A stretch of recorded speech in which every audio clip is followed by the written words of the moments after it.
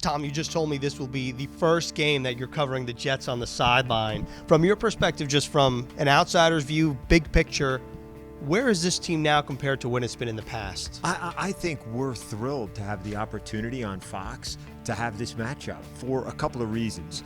But Jet-centrically, I'll be on the Jets sideline because they're a team with young, dynamic playmakers who seem to be developing the confidence and the ability to close games, Ethan. As you know, the Jets have traditionally been that team that has been in position. They may have had an opportunity, but they've not finished the way they've wanted to. And to see that happen here in the early stages of this season, you can feel the buzz without question. I think if you were talking to somebody who's a casual fan, who's not privy to the conversations that you can have, what is that buzz, that aura that you get the sense of from the players and coaches? I think one word, it's belief. So let's go back to Cleveland as an example, where I was speaking to Braxton Berrios in the locker room, who said, in the past, there would have been a thought once the onside was recovered that, okay, we have the chance to win this game. This season with this group, we're going to win this game. Now, I realize there's a difference between mentality and execution, between what's manifested and what's thought, but I put a lot of stock in that kind of belief, and how can you argue with it when you've seen the result? You can't, I feel like. And this game, very interesting. There's all the relationships between head coach Robert Saleh, head coach Matt LaFleur, Mike LaFleur. There's a big tree with a lot of branches, let's put it that way.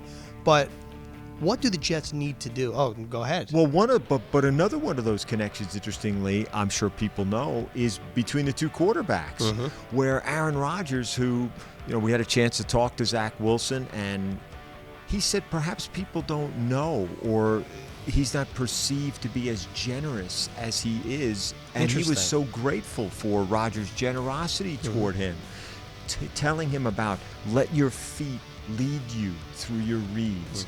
Be careful with eye discipline and how much you're giving away.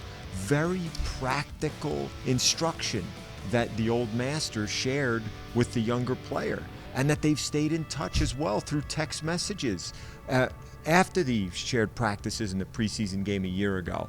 I don't know that people would necessarily think that's the case. I don't think so either. I think that people would see the similarities perhaps in style. Briefly, obviously, Aaron Rodgers, one of the best to ever do it. Zach Wilson just in his second season in the NFL. Right. But this game, Tom, it's very interesting for both teams because the Packers coming off a loss, the Jets coming off 2 straight victories.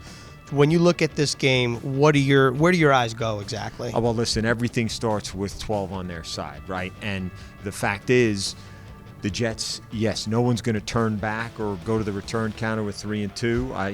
All of Jets Nation is thrilled. But when you look at the quarterback quality that the Jets have faced on the defensive side, it has not been, let's say, prime or premium. It is now. And so a big question is how the defense measures up against Rodgers. That's one. Number two, how does a team really, for the first time, this group, handle prosperity? That's harder, I think, than people recognize. And I think you saw that right away, Ethan, right in the messaging that came from Saleh, that came from Zach Wilson. We need to expect to win these games. Well, does that mean you expect to go into Lambeau and win this game? Because the Packers have shown some vulnerability versus what they were projected to be. I think it's a fascinating matchup. And the Packers' numbers are daunting at home. When you take a look at them, Matt LaFleur is 10-0 at Lambeau in games after a loss. That is the case this week for the Jets going to Green Bay to take on the Packers. Tom, we'll leave you with this. Your Sunday Spotlight, if it could be a player, it could be a topic, where do you go for your Sunday Spotlight? My Sunday Spotlight is a person, and that person is my brother. Right? My brother, Robert Rinaldi, who has been a season ticket holder at the age of 18. All right, my brother has now passed the 60-year mark. Okay, so he has been a season ticket holder for 40+ years, and he will be at Lambeau.